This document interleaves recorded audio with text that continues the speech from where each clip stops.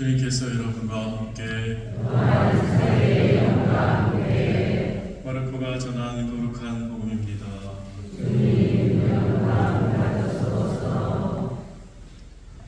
하느님의 아드님 예수 그리스도의 복음의 시작. 이사야 예언자의 글에 보라, 내가 네 앞에 내 사자를 보내니 그가 너의 길을 닦아 놓으리라. 광야에서 외치는 이의 소리, 너희는 주님의 길을 마련하여라. 그분의 길을 걷게 내어라 하고 기록된 대로 세례자 요한이 광야에 나타나 죄의 용서를 위한 회개의 세례를 선포하였다. 그리하여 온 유다 지방 사람들과 예루살렘 주민들이 모두 그에게 나아가 자기 죄를 고백하며 요르단강에서 그에게 세례를 받았다. 요한은 낙타털 옷을 입고 허리에 가죽띠를 둘렀으며 메뚜기와 들꿀을 먹고 살았다. 그리고 이렇게 선포하였다. 나보다 더 큰 능력을 지니신 분이 내 뒤에 오신다. 나는 몸을 굽혀 그분의 신발끈을 풀어드릴 자격조차 없다.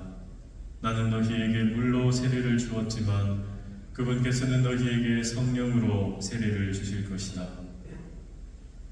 주님의 말씀입니다. 예수님 감사합니다.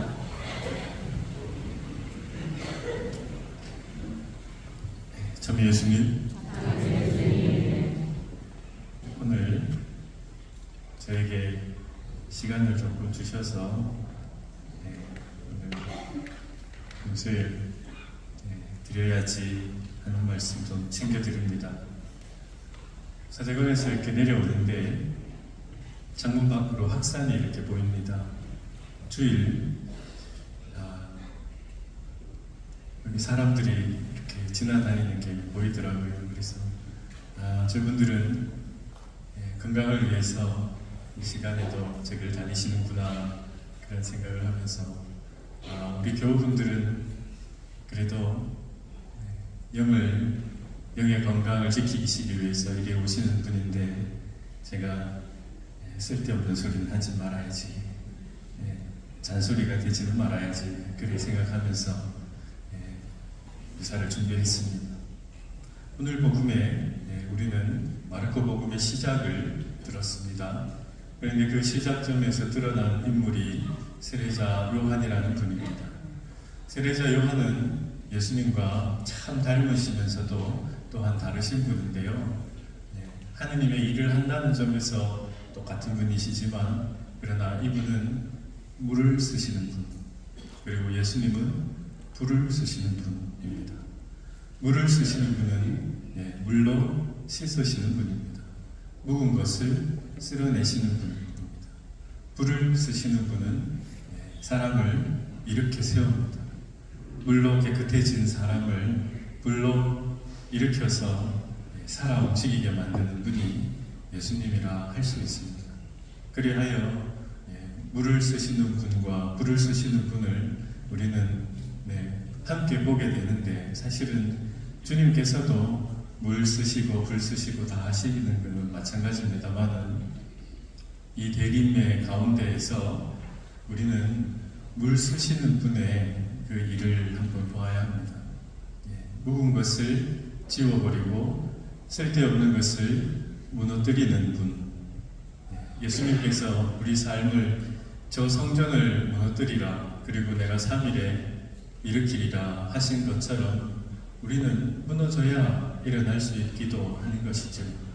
그처럼 세례자 요한이 회개를 이야기한 것처럼 우리가 한번 짚고 가야 하는 우리 마음에 내가 나라는 사람이 짊어져 가고 있는 사람의 장벽을 한번 보아야 하지 않겠는가 그런 생각을 합니다.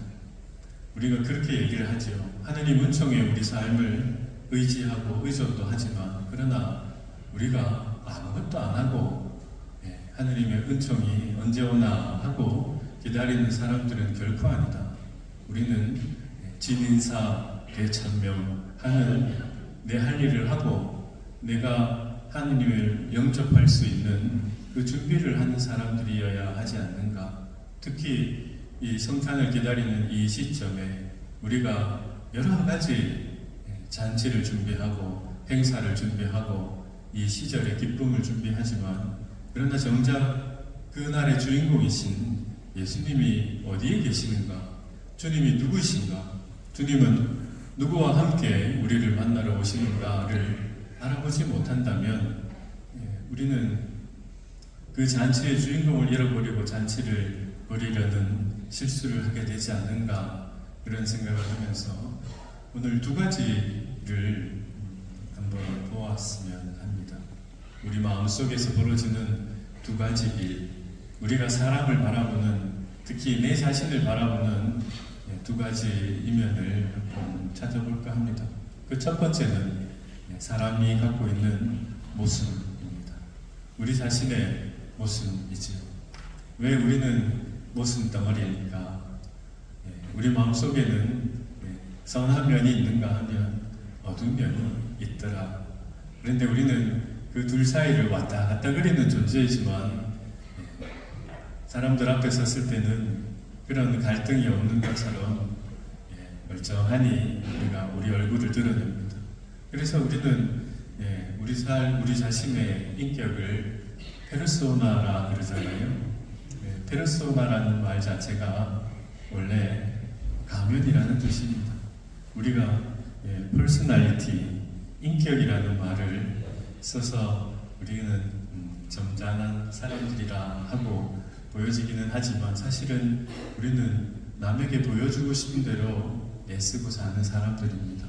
그래서 그 말은 우리 안에 있는 모순을 우리는 애써 감추고자 하는 욕망이 있다. 부끄럽지 않고 싶은 욕망이 누구에게나 있는 것이죠. 그러나 우리가 부끄러운 것을 감추고 싶어는 할 수 있지만 그것이 우리 자신에게 무식되어서는 아니 됩니다. 우리가 사람이 모순이 있고 내 안에는 어둠이 있음을 굳이 자랑할 것은 아니지만 그러나 그것이 마치 나에게는 흠이 없는 것처럼 그리 살면은 곤란하다. 예수님이 지적하신 위선이라는 것이 그러한 겁니다. 그러나 오히려 우리가 가지고 있는 내 안에 있는 부족함, 나라는 사람이 가지고 있는 나약함, 그것이 바오로 사도가 말씀하신 것처럼 바로 그 자리에 은총이 깃드는 자리이다 하는 것을 우리는 새삼 기억해야 합니다. 그래서 우리는 우리 자신의 약점, 나의 부끄러움을 자랑할 것은 안 되지만 그러나 그것을 솔직하게 인정할 줄 아는 점이 대단히 중요합니다. 왜냐하면 이 자리에 우리 마음속에 있는 갈등이 시작되는 자리고 그 자리에서 거짓이 시작되기 때문에 그렇습니다. 반대로 우리가 우리 자신의 나약함을 인정할 줄 알고 저는 역시 하느님 앞에 부끄러운 사람입니다 하는 것을 볼 줄 아는 사람은 남들의 나약함도 다른 사람의 부족함도 너그러이 볼 줄 아는 사람이 됩니다. 그래서 그 사람의 눈빛이 따뜻해지는 이유가 그 사람이 내 자신 안에 있는 어두움을 보았기 때문에 우리가 빛이 얼마나 소중한지를 알아차리게 되는 것처럼 우리는 먼저 내 자신의 어두움과 우리의 부족함을 상기하고 그것을 애써 감추려고는 하지 않아도 괜찮다 하는 것을 보아야 한다는 겁니다. 그것이 우리 자신의 영적인 삶에 있어서 가장 첫 번째 사실은 일입니다. 어떤 사람은 그것을 내적인 겸손이라 하고 어떤 사람은 그것을 하느님 앞에 서 있는 빛 앞에 서 있는 인간의 믿음이라고도 합니다. 그래서 우리가 우리 자신의 나약함을 내 자신의 부족함을 바라볼 수 있을 때 그것을 받아들일 때 우리는 더 쪽팔리게 되는가 그것이 아니라 오히려 더 하느님의 은혜가 더 절실히 필요하다는 것을 느끼게 되고 또 우리는 그 누군가에게 보호받아야 하고 우리는 은총을 요구하는 이 존재이고 또한 사랑을 요구하는 존재다라는 것을 우리가 인정하게 됨으로써 우리를 누르고 있던 많은 짐들이 가벼워지게 됩니다.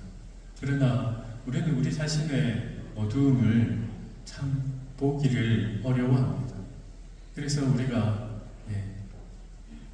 여러 가지 것들로 우리 자신을 꾸미려고 하지요. 많은 사람들은 내가 갖고 있는 것들, 내가 갖고 있는 소유물들로 우리 자신을 증명하려고 합니다. 나는 이런 옷을 입고, 나는 이런 차를 타고, 내 손에 들고 있는 이 귀하고 값진 것이 나를 드러내는 것으로 생각하고 애써 그거를 가지려고 합니다. 그것을 두고 우리는 포장된 삶이라고 그러지요. 그러나 그렇지 않아도, 그것을 들지 않아도, 그 옷을 입지 않아도 우리는 사랑받을 수 있는 충분한 자격이 됨을 주님께서 가르쳐 주셨습니다. 주님께서 오셔서 많은 사람들, 특히 더러운 사람들 속에 당신의 손을 내밀었을 때 사람들은 놀랬지만 주님께서는 그게 당연한 일이라 생각했습니다. 주님께서는 그 손을 잡아주시는 것이 당신이 해야 하는 일이라고 우리에게 분명히 가르쳐 주시고 그 사람들의 손을 잡아주심으로써 부끄러워서 앞으로 나가지 못했던 사람들이 나아갈 수 있게 되는 길이 되셨던 것이죠. 그래서 우리가 우리를 묶어 놓았던 거, 내가 쉽게 용기를 내서 좋은 일을 하러 나갈 수 없었던 것은 바로 그 짐이 무거워서였던 것이죠. 부끄러운 내 자신의 짐을 내어놓지 못해서 그것을 인정해 주기가 힘들었어. 그런 마음들을 우리가 한번 살피고 하느님 앞에 제가 어두움 속에 제가 이런 사람인 줄 모르고 모른 척하고 살았습니다 하는 것을 한번 보았으면 좋겠습니다. 아이러니하게도 우리들의 흠은 빛에 가까이 갈수록 더 뚜렷해진다는 겁니다. 대개 자기 자신의 흠이 안 보이는 사람, 저는 그렇게 나쁜 짓 하고 살지는 않는 것 같은데요 라고 하는 우리들의 위치가 어디에 있습니까? 어두컴컴한 빛에서 멀어지면 멀어질수록 어두워진다는 것을 우리는 알고 그 어둠 속에서 뭐가 들어옵습니까? 하고 우리가 알지 못하지만 오히려 빛에 가까이 가면 갈수록 우리들의 흠은 더 뚜렷이 보인다는 것을 우리가 안다면 사실은 내가 하느님 가까이 있기 때문에 우리 자신의 흠이 이토록 또렷해지는 것이구나. 오히려 내가 내 안에 성령께서 계시고 내 안에 하느님의 빛이 있으므로 내가 이리 부끄러워질 수밖에 없는 것이구나 하고 기뻐하고 감사해야 될 일이 아닌가. 그 점을 먼저 생각해 보게 됩니다. 그 다음은 바로 우리 시대에 우리 자신이 견디지 못하는 하나의 지점이 있습니다. 그것이 바로 내 자신을 마주한다는 것, 내 자신의 흠을 본다는 것과도 비슷한 맥이 통하는 이야기겠지만 우리 시대에 우리가 내 자신을 바라볼 수 있는 시간이 사실 얼마나 되겠느냐 하는 겁니다. 그래서 우리가 집에 들어가서 혼자 있을 때에 여러분 내가 뭐 하고 있는지 한번 생각해 보십시오. 혼자 있을 때 내가 평안하십니까? 혼자 있을 때 TV를 틀지 않고도 평안하십니까? 혼자 어디를 가고 있을 때에 전화기를 보지 않아도 평안하십니까? 우리는 우리 시대에 우리의 마음을 채워줄 수 있는 내 자신을 바라보지 않고 다른 사람을 또한 또 다른 무언가를 쳐다보게 만드는 장치들이 참 많아서 쉽게 우리가 열어볼 수 있어서 나 자신을 돌아보는 것보다 남을 보는 것을 더 익숙해져 살아가고 아주 쉽게 남을 보는 데에 익숙해져 있지 않는가. 내 자신을 본다는 것이 언제부터 우리에게 그렇게 힘든 일이 된 것인가. 우리는 기도한답시고 앉아는 있지만 사실은 그 기도는 하느님과 내가 서로 마주하는 자리임에도 불구하고 우리는 하느님을 마주하기가 그렇게 어렵습니다. 하느님을 마주한다는 것은 내 알몸을 내가 쳐다봐야 되고 내 자신을 오롯이 만나봐야 하는 그 지점이기 때문에 우리는 익숙해지지 않게 되어버린 것이죠. 우리 시대에 우리는 내 자신을 잘 안다. 내가 좋아하는 것은 이거고 내가 좋아하는 음식은 이거고 내가 즐기는 것은 이런 시간이다 하고 우리는 알지만 그러나 내 자신이 어떤 사람인지 내 자신이 뭘 하는 사람인지 하느님께서 나에게 주신 사명이라는 것이 무엇인지 내 자신에게 맡겨진 사람이 하느님이 나에게 주신 사람이 서로 어울려서 좋은 이웃이 되라 하고 주신 그 사람이 누구신지 우리는 잘 모릅니다. 때로는 어떤 경우에는 내가 바쁘게 사는 게 이덕이라고 생각해서 때로는 내가 무언가를 즐기지 않으면 남들이 하는 것을 하지 않으면 내가 뒤처지는 사람이라 여겨서 우리는 우리 시간을 꽉꽉 채우고 살아갑니다. 그런데 참 아이러니하게도 내가 내 자신이 원하는 것을 한다고 하면서도 우리는 남들이 좋아하는 것, 남들이 하는 것을 하고 남들이 채우는 것을 소비하지 내가 뭘 원하는지 내가 하느님으로부터 받은 일이 무엇인지 내 이름 석자로 된 사명이 무엇인지를 모르고 살아가는 건 아닌가. 그래서 우리에게는 화가 생기는 겁니다. 왜 우리는 다른 사람을 보고 화가 나는가? 여러분, 나에게 분노를 일으키는 사람이 누군가 한번 떠올려 보십시오. 그 사람이 맨날 그럽니까? 그 사람 마음에는, 그 사람 삶에는, 그 사람의 인격 안에는 정말 못나고 보기 싫은 어두움만 있어서 내가 화가 납니까? 그 사람은 맨날 그런 못나고 짜증나는 인간으로 살아가는 겁니까? 아니지요. 내가 그리 보는 겁니다. 내가 그게 싫어서 내가 보기 싫은 내 자신이 그 사람에게 발견이 됐기 때문에 내가 싫은 겁니다. 내가 화가 나는 것이 내가 애써 감추려고 내가 직면하지 않으려고 꼭꼭 숨겨뒀던 내 모습이 그 사람 안에 있는 것이죠. 누구겠습니까? 나랑 가까운 사람입니다. 우리가 마음이 평안하자고 하느님 말씀도 듣고 기도도 하고 합니다만은 우리 자신이 내 자신에게 또 사람에게 사람은 모순이 있는 것이 당연하다. 사람은 늘 나쁘기만 한 게 아니고 때로는 좋기도 하고 늘 못난 모습이 있는 것이 아니라 좋은 면도 있는데 나는 선택해서 사람을 본다는 것이죠. 그거를 인정하고 싶지가 않은 것이죠. 그리고 더불어 나는 내 자신에 대해서 익숙하고 나는 내 자신의 주인이라고 생각하지만 우리가 내 자신에 대해서 너무 무능해져 있다라는 겁니다. 우리가 스스로 내 자신을 직면하고 내가 어떤 사람인지를 독대하지 않고 내 자신에 대해서 아주 노련하게 알아듣고 있지 않는다면 우리는 사실 우리 자신에게 무능한 사람입니다.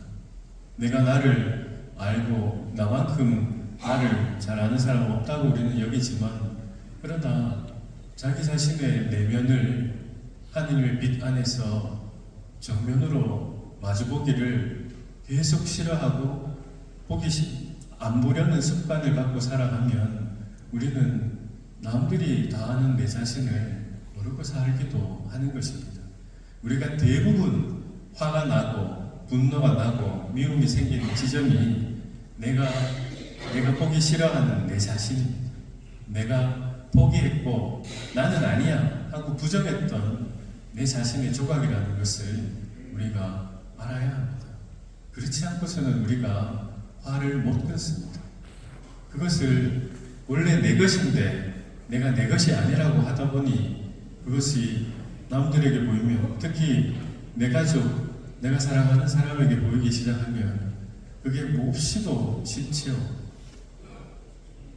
내가 그것을 인정해 줄 수가 없었기 때문에 그렇다는 겁니다.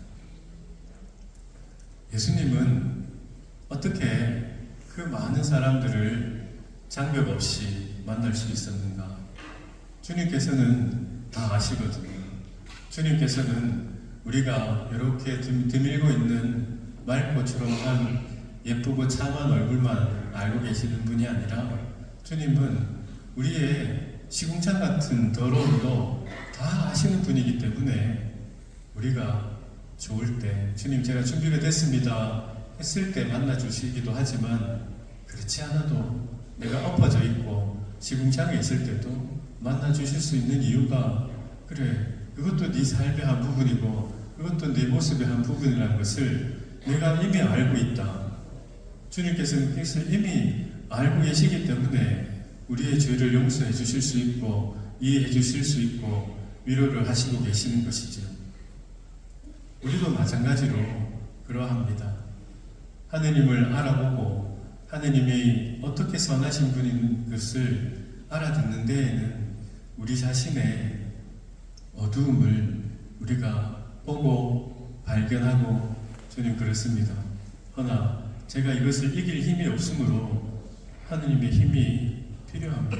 그러니 도와주십시오 하고 우리가 나아가게 되고 내 자신을 다른 사람이 아니고 나 자신을 받아들이게 되면 인정하게 되면 우리가 은총을 받을 수 있게 되는 것입니다. 죄가 많은 곳에 은혜도 넘쳤습니다 하신 말씀의 이치가 거기에 있습니다. 우리는 잘나서 사랑받는 게 절대 아닙니다. 하느님의 자비하심은 잘난 이에게 주어지시면 자비로움이 아니지요. 못난 이들에게도 주어지는 것이라 우리는 그게 은혜요 사랑이고 하느님의 자비라 여기는 것이지. 자격이 없는 사람에게도 주어지기 때문에 그것이 은혜다 우리가 감사하다 하는 것이지, 잘 갖추어지고 어두움이 흠이 하나도 없는 이에게만 주어지는 은혜라면은 그것은 상이고 대까지 그것을 선물이고 은혜다 우리가 할 수 없습니다. 하느님이 그러하신 것처럼 우리가 우리 자신을 보아주어야 합니다. 그래서 우리가 저는 화 안 내고 살고 싶습니다가 아니라 우리는 하느님처럼 우리 삶을, 사람을, 세상을 소중히 여기고 싶습니다 하는 것으로 봐야 합니다. 누구에게나 모순이 있고 인간은 흠이 있음을 하느님도 잘 아시는데 왜 나는 그것을 받아들이기가 그리 어렵나? 왜 우리는 우리 자신이 부끄러운 존재임을 고백할 수가 없는가? 무엇이 우리의 그 자존심을, 무엇이 그렇게 우리 목을 뻣뻣하게 만들고 있는가?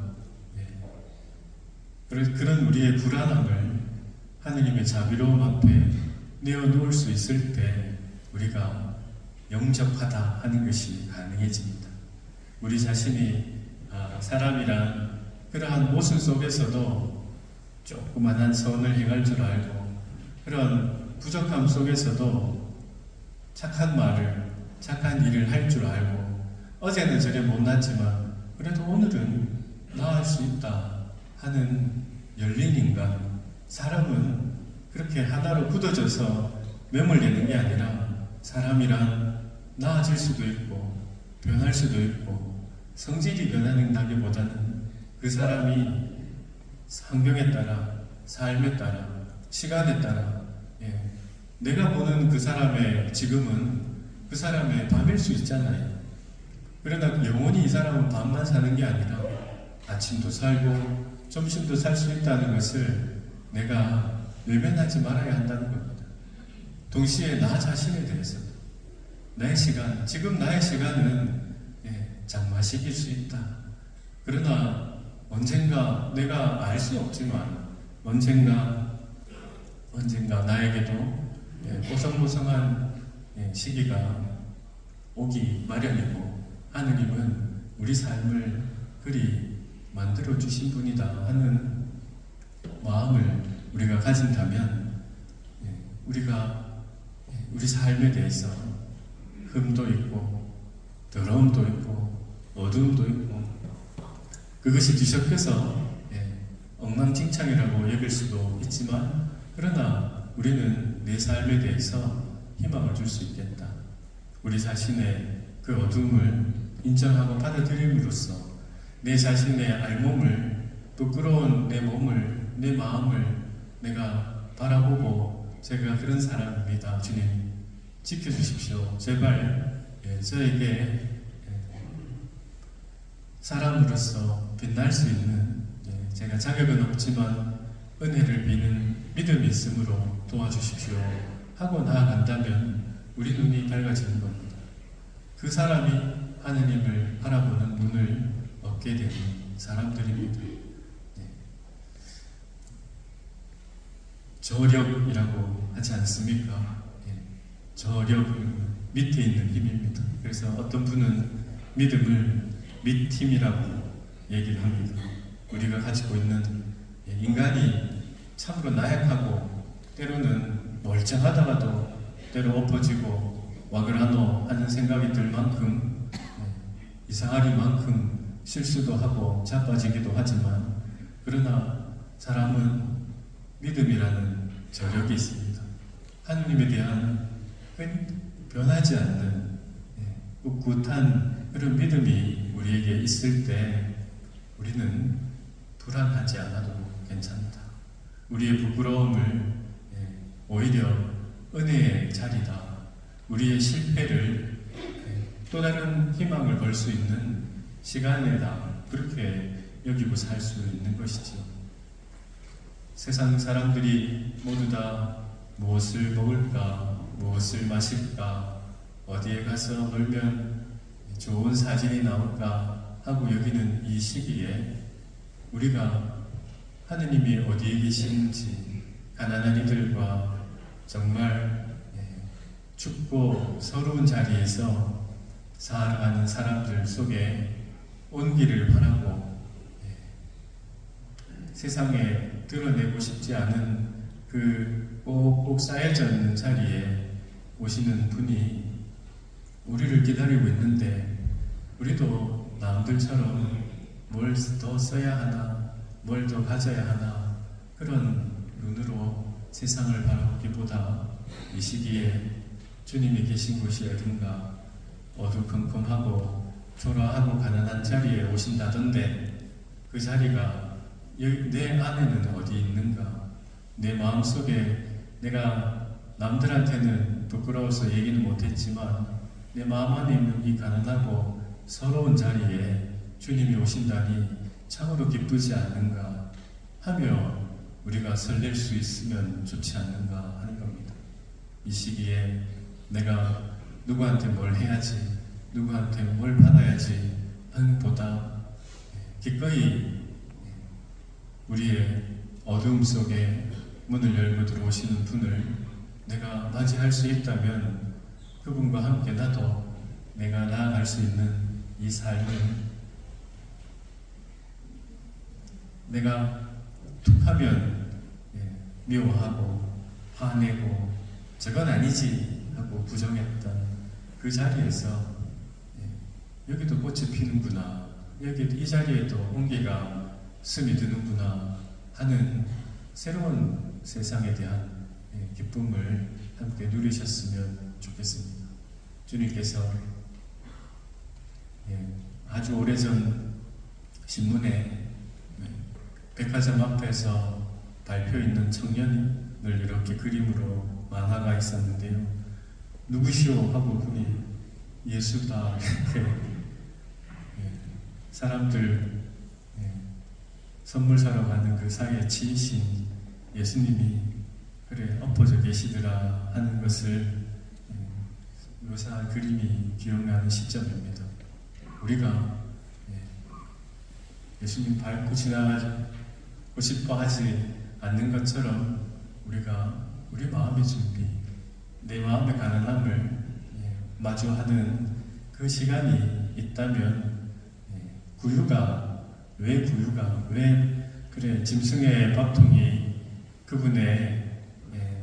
그분이 누우신 첫 자리가 되었는지를 내가 공감할 수 있다면 우리 마음에 그분이 오실 자리를 내가 만들어 놓을 수 있지 않는가 그런 생각을 해보면서 남은 2주 동안 우리는 내 마음의 준비, 내 마음의 마른 자리 하나 마련해 보려고 하나님 앞에서 우리 자신을 만나보는 시간을 가지시면 참 좋겠다. 기꺼이 우리 자신을 따뜻한 온기로 주님께서는 밝혀주시리라 믿는 마음으로 우리 자신의 가난함을 한번 마주할 수 있으면 좋겠습니다.